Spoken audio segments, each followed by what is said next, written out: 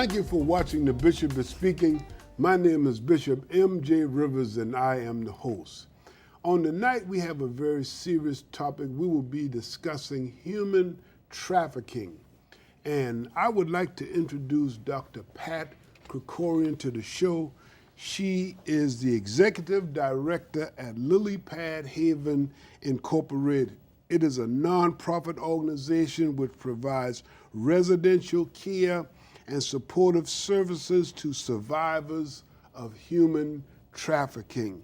She is a licensed clinical social worker, and she has a JD degree from the University of Tennessee. Dr. Pat, welcome to the show. Thank you, Bishop, for inviting us. Yes, and we're so glad that you're here. And I would also like to introduce Ms. Haley Solomon. She works alongside Dr. Pat as the Community Outreach and Development Coordinator. She works primarily with outreach and she helps the Charlotte community through a variety of outreach events. She has a degree in psychology and English from the University of North Carolina at Chapel Hill. Haley, welcome to the show. Thank you. We're happy to be here. We're so glad you're here. Again, coming back to human trafficking, we would be surprised that we're looking at the problem in plain view, but we might not even recognize the signs.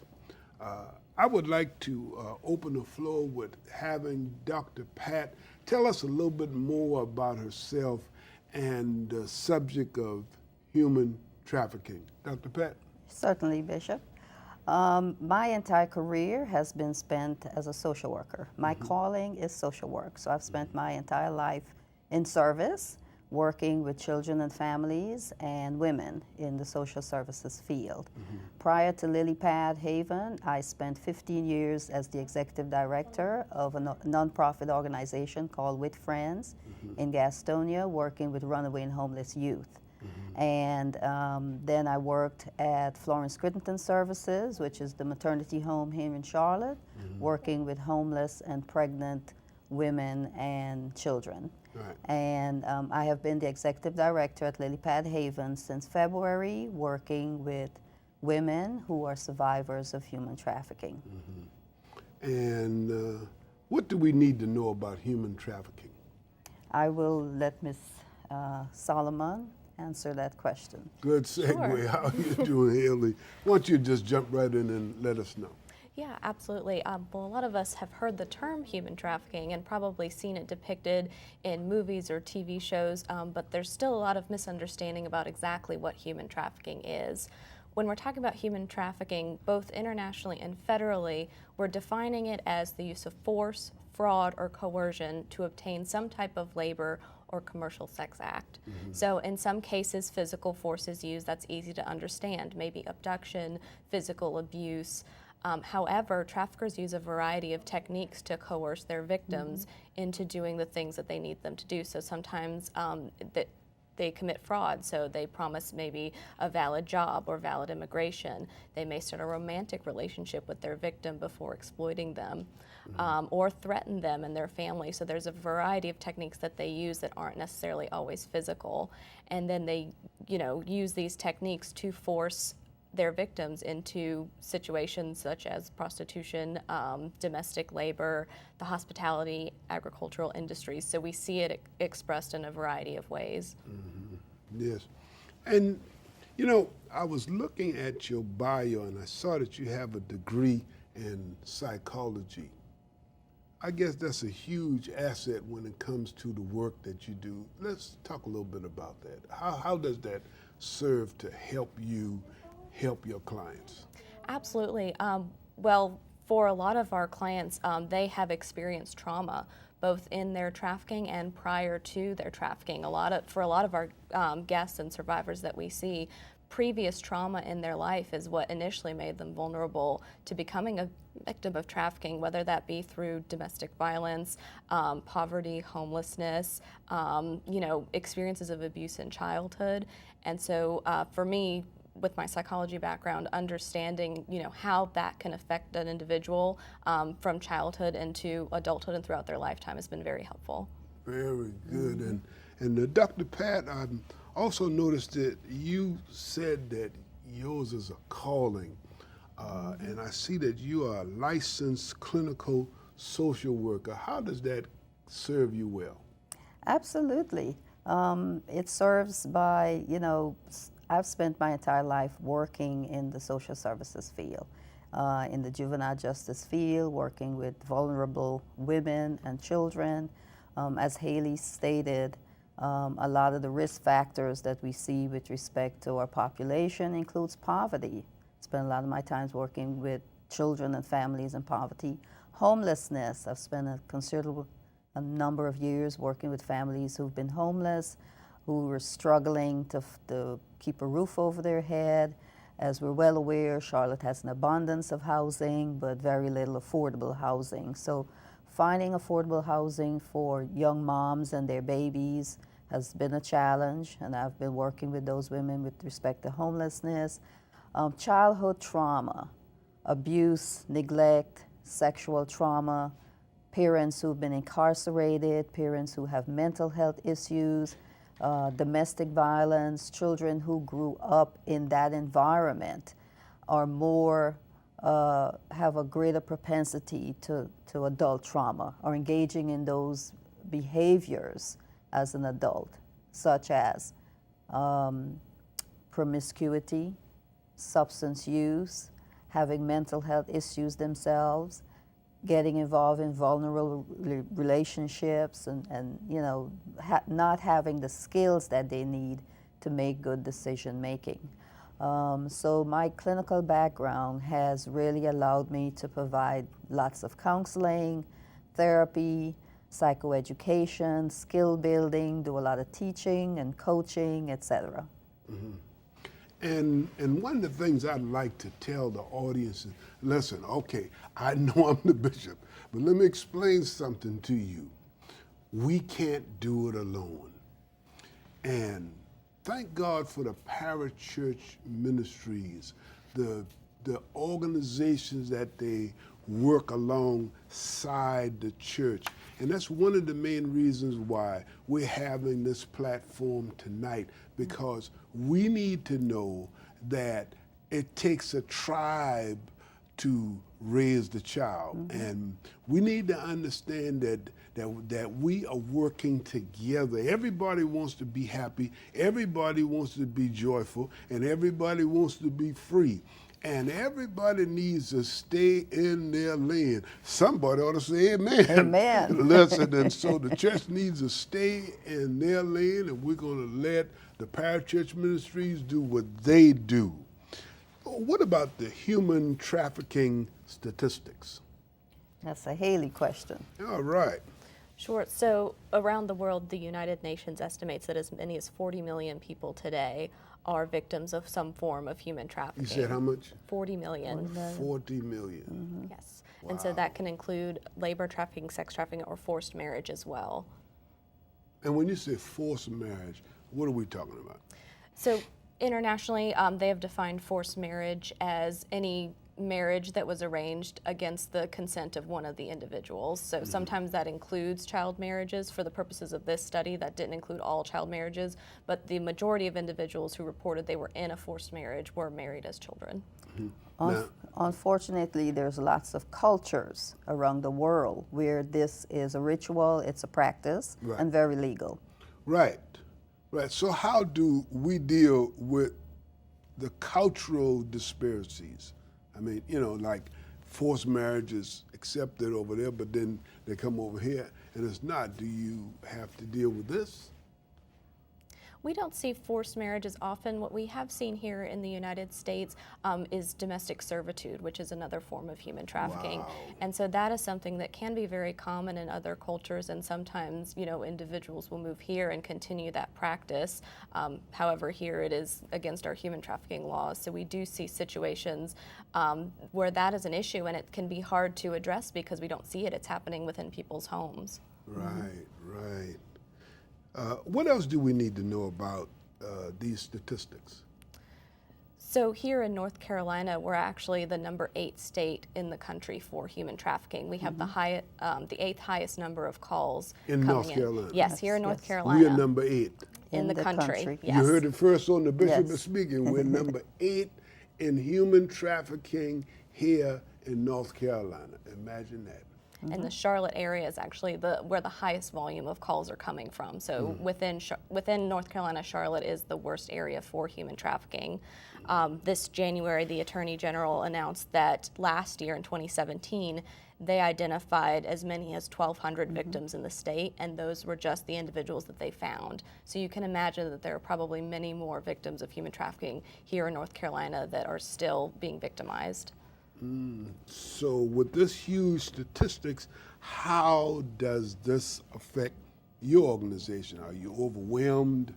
What's going on? Well, we do have, we try not to keep a wait list, but we do work very closely with the Homeland Security, the federal government, Charlotte-Mecklenburg PD, who has a human trafficking division, because they're the ones that are doing the work with respect to monitoring the trafficking, rescuing the victims, and then they call us for placement, because we provide the housing to the survivors. What about the associated crime that goes along with human trafficking? I don't really know that much about it. I do know that a lot of it is prostitution, and they have pimps, or maybe there's somebody that's coercing them. Now, once these women come to your organization, what type of security measures do we have? Well, we have a network of 5 houses, and our top priority is safety. Right. So all our houses are secured. We have cameras, we have alarm systems. We work very hard in making sure that our guests are aware not to reveal the address of the houses or the whereabouts of the houses. We do not reveal our safe houses. Right. So we have a lot of measures in place to make sure that they are safe. And we work very hard in addressing their trauma, in building their self-esteem, in building their ability to trust the environment and themselves, so that they can be healed and restored and become whole human beings again. So what happens, as much as you can talk about it, when a new client comes in? What's your first priority? I would think it's stabilization of some sort. Absolutely. Our first priority is restoration and healing. So once they come in, we get them comfortable, we get them connected to the community resources, because during the time they were trafficked, their needs were not being met. They have lots of medical needs, dental needs, they may need to see an eye doctor, they may need to see lots of other medical facilities to take care of their needs. They may have legal issues that they need to take care of. So we get them connected to an attorney who provides pro bono services to the organization. They may need to have records expunged. They may need to get their driver's license or even an ID. Most of our victims come to us and they've been stripped of everything. So we spend a lot of the first couple of months helping them to get restored and reconnected back to resources in the community so that they can start their healing process.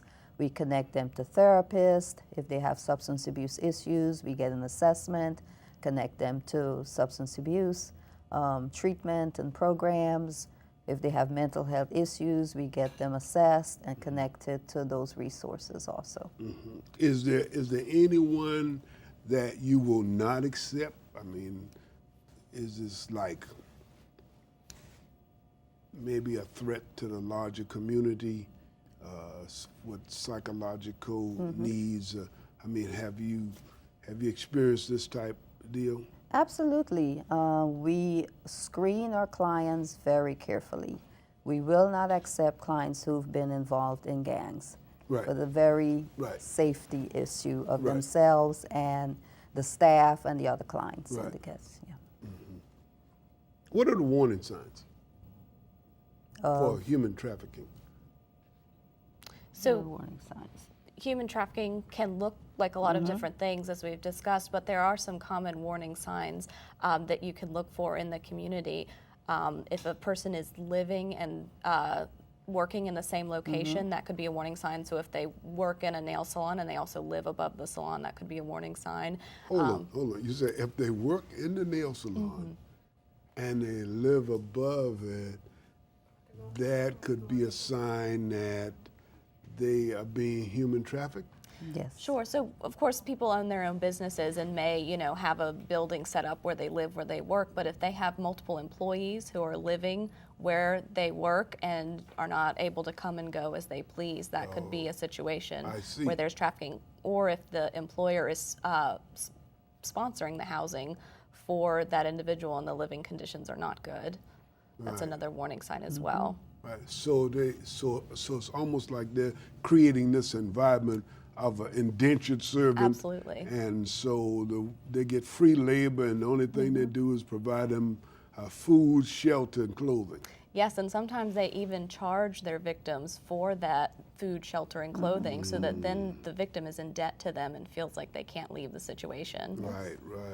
And there have been several instances where our guests have been threatened, their families have been threatened. Yeah. The family. Their children have been threatened. Because they want the location disclosed as to where the person is.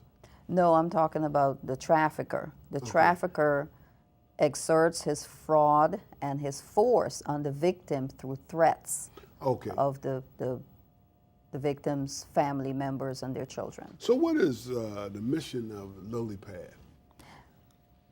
Oh, so I can go ahead and say. So our mission is to provide emergent and transitional housing for survivors of human trafficking, and that's through our internal programs as well as through community partners, because we want to create an integrated system of care for each of our guests who come to us. So when the person comes in and you give the assessment as to their current condition, what is the end goal where now they're whole? And I mean, what are we trying to do? Are we trying to do life stabilization? Absolutely. We're trying to restore them so that they can return back into society, be self-sufficient. We definitely want to break or not create a dependence on the welfare system, so we need them to be self-sufficient, which may include them getting an education, definitely includes them finding employment if they're able to become employed, and then looking for a safe housing alternative, which could be another program or it could be their own apartment, so that they can be self-sufficient and live on their own. Now, how long has LilyPad been in existence? LilyPad Haven was created in 2011 by a few volunteers, and by mid-2012 we received our first guest, and since then we've been growing and expanding. To date, we have served about 73 women and children and provided over 10,000 nights of care. And so you've established yourself well here in the Charlotte area? With a lot of hard work.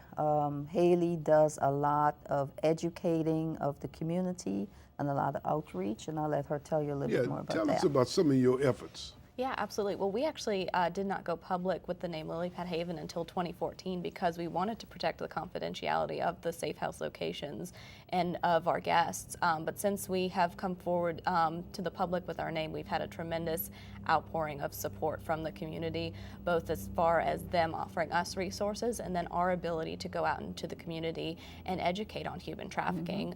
So a lot of my job is going to schools, civic organizations, churches, and educating people on what human trafficking is, what it looks like here in the United States, because it is happening here in the United States, and what they can do both to recognize and report the signs, as well as support survivors in their community. Do you get a lot of resistance? From The clients, you know, fear set in. Yes, not a lot of resistance. We try to screen. We refer to them as guests, not clients. We Okay. try to screen Your our guests. guests very carefully and accept those women who are ready for healing and restoration. And those who are ready are willing to work. Of course, there's always resistance. There's always an adjustment period where they're, trying to work through their healing and trying to overcome their trauma. There's always triggers in the environment, and sometimes they're scared. Right. They're afraid to trust. They're afraid to go back into the community. They're afraid to get on the bus. So we will help them work through their fear and their trauma. Tell us a little bit more about your services. Lily Pad Haven provides, as Haley said, emergent and transitional living. As a transitional living program, our guests can live with us for about 24 months. The average guest lives there about 9 to a year and a half, and during that time we're helping them, get restored so that they can become functioning members of society again. While they're with us, our focus is connecting them to the resources in the community. We make sure they get counseling, case management, mental health services, medication, frequent medical care, legal care. We make sure that everything that they need is provided for them, if not internally at Lily Pad Haven, by connecting them to the resources in the community. Do you conduct in-house groups? Absolutely. We have a program coordinator who also is a social worker and works very closely with them, monitoring their care and their needs. And we provide life skill training and psychoeducational groups to our clients. Do they have to do chores at the house and everything? Yes, our housing model is very unique. We learned from experience that group home settings is not very conducive to women who have experienced trauma, a lot of sensory overload. So our housing model is focused on 2 guests per house. Okay. So each house has 2 bedrooms, so they have their own personal space. They share the community areas, but that tends to help them manage their triggers and their stress a little better. Now, when you say sensory overload, for the benefit of the bishop and the guests, could you explain sensory overload? Group home settings tend to have a number of different people, number of different attitudes, number of different situations. The environment can be stressful. That provides a lot of triggers, and it becomes a situation where they're not quite capable of handling that level of stress. And Haley, you work more with the outreach. Do you interact with the guests as well? Yeah, the benefit of having a small staff at Lily Pad Haven is we all get to interact with the guests at one point or another. So I do go on call. We always have a staff member on call available if there's an emergency at one of the homes. So I do meet all of the guests and then have the opportunity to work with them when I'm on call. Very good, very good. So what has been your experience? Have you been welcome here in the Charlotte community when you perform your outreach? Yes, absolutely. I think once people understand what human trafficking is and that it is happening in their community, people are very eager for more information, both for themselves and to learn how they can help. So it's very encouraging to see how many people are willing to step forward and support the survivors that stay with us at Lily Pad Haven. Well, tell us, how can we get involved? Absolutely. So there's a variety of ways to get involved at Lily Pad Haven. We provide all of the toiletries and household items and things like that for our guests. So we're always in need of those supplies for our guests. We also have weekly volunteer opportunities at Lily Pad Haven, whether that be working directly with guests as potentially mentors or helping them with transportation and things like that. Or we have other volunteer opportunities that maybe aren't directly related to the guests. So we have 5 homes and 4 vehicles. So you can imagine that there's a lot of upkeep that goes into that. So we're seeking maintenance volunteers and things like that. So there's definitely pretty much any skills that somebody would be interested in contributing to Lily Pad Haven we can use. And Okay. of course, the best way to get involved is to provide financial donation. As a nonprofit organization, we are always seeking donations. It costs us about $900 a day to provide for our guests, so we welcome financial help. Okay, and we are providing the information at the bottom of the screen. Listen, we're going to come back again next week and get a little bit more involved in this subject. Thank you for watching The Bishop is Speaking. My name is Bishop M.J. Rivers, and I am the host, and we would like to thank Dr. Pat and Mrs. Haley Solomon for being a guest on the show. God bless you and be encouraged.